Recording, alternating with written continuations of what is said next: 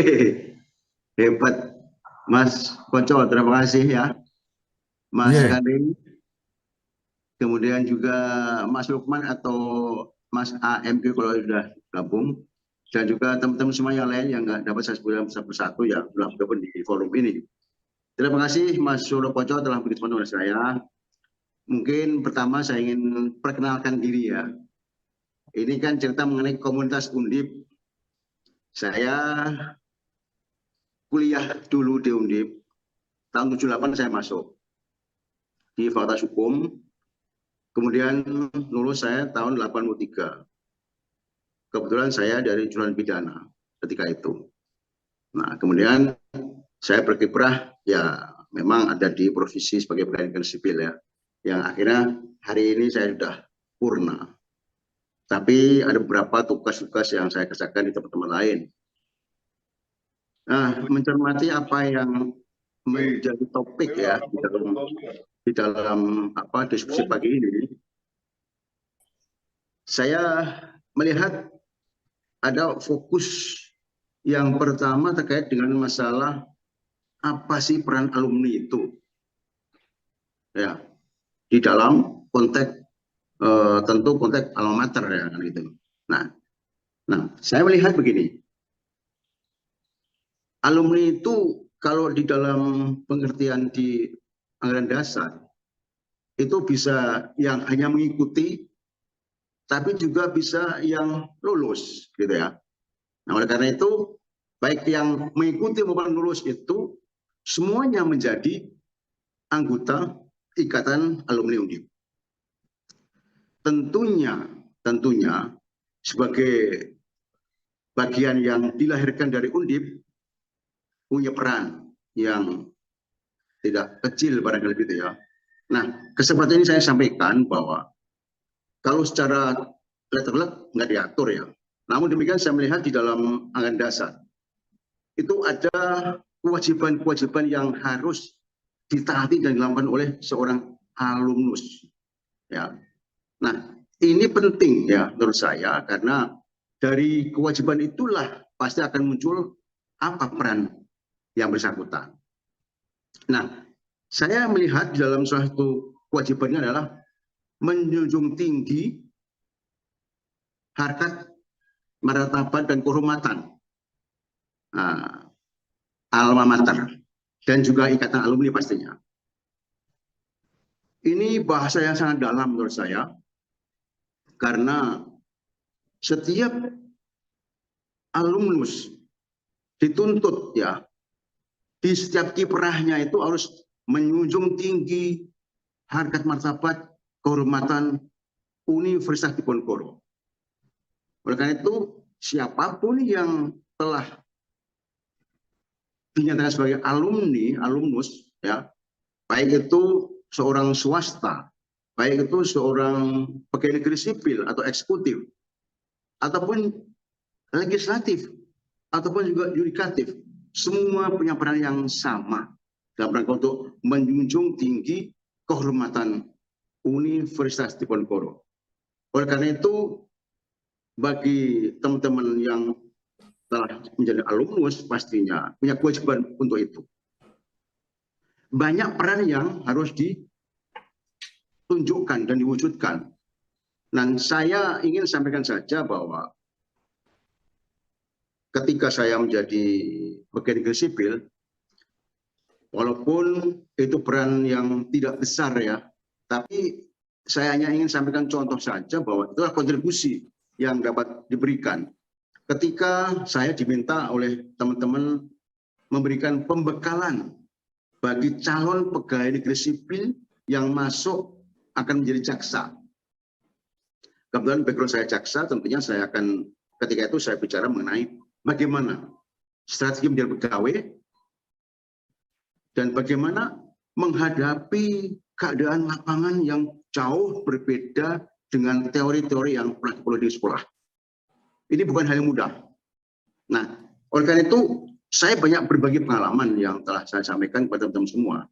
Harapan saya tentunya, walaupun itu bukan menjadi acuan yang harus diikuti semuanya, tetapi paling tidak bisa menjadi referensi. untuk bisa dijadikan sedikit acuan lah untuk melangkah ke depan yang akan lebih baik tentunya. Ini contoh kecil saja, banyak hal yang perlu diperbuat, tapi ini contoh kecil. Tapi yang pasti bahwa setiap kita berkiprah di manapun tempat kita harus ingat norma-norma itu tentang bagaimana menjunjung tinggi kehormatan Universitas Diponegoro. Nah, Mas Suryo, kebetulan pada kesempatan ini saya menjadi salah satu calon ketua umum yang akan ikut kontestasi lusa, besok siang, besok sore, ya, besok sore ya. Saya ingin sampaikan di sini bahwa sesungguhnya dari awal saya tidak ada niatan sama sekali untuk arah ke sana. Ya, sekali lagi niatan ke sana itu tidak ada saya pribadi. Tetapi desakan kawan-kawan yang ingin melihat bahwa organisasi IKA ini harus berubah. Ya. Organisasi IKA ini sekalipun ketika Pak Mukowa memimpin itu sudah bagus semuanya, tetapi perlu juga harus ada perubahan-perubahan yang disesuaikan kondisi yang ada saat ini. Banyak hal ya yang perlu dirubah, dikembangkan, disempurnakan, dioptimalkan. Misalnya tentang database. Nah, database itu diatur dalam anggaran rumah tangga. Tetapi saya lihat database ini belum maksimal menurut saya. Contoh ini Mas Suryo, SC itu menentukan syarat-syarat bahwa seorang calon harus melampirkan ijazah dengan legalisir. Nah, bagi saya sebagai orang awam dan juga kebetulan saya dari Basek APH, saya melihat bahwa kok segitunya persyaratan diperlukan. Padahal kalau database itu ada, apa yang nggak yakin bahwa kita ini alumni fakultas hukum, misalnya gitu. Ini contoh saja. Ini menggambarkan bahwa ternyata berarti database kita belum optimal, belum maksimal. Nah, ini satu contoh yang harus ditingkatkan pada saat ke depan. Oke.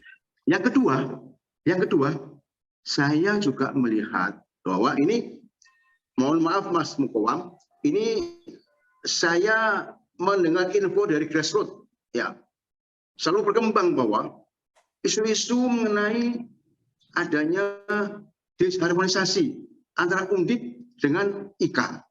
Ini kenyataan yang berkembang di masyarakat, di umum teman-teman alumni. Ini hal yang saya juga tampung dan juga saya mendengar dari beberapa kalangan, sehingga ini menjadi kondisi real yang harus saya lihat, yang tentunya ke depan harus buat seperti apa. Nah, kan itu. Nah, kemudian yang ketiga, saya melihat bahwa sampai hari ini Ikatan Alumni Universitas Diponegoro belum mempunyai kantor sekretariat yang milik sendiri.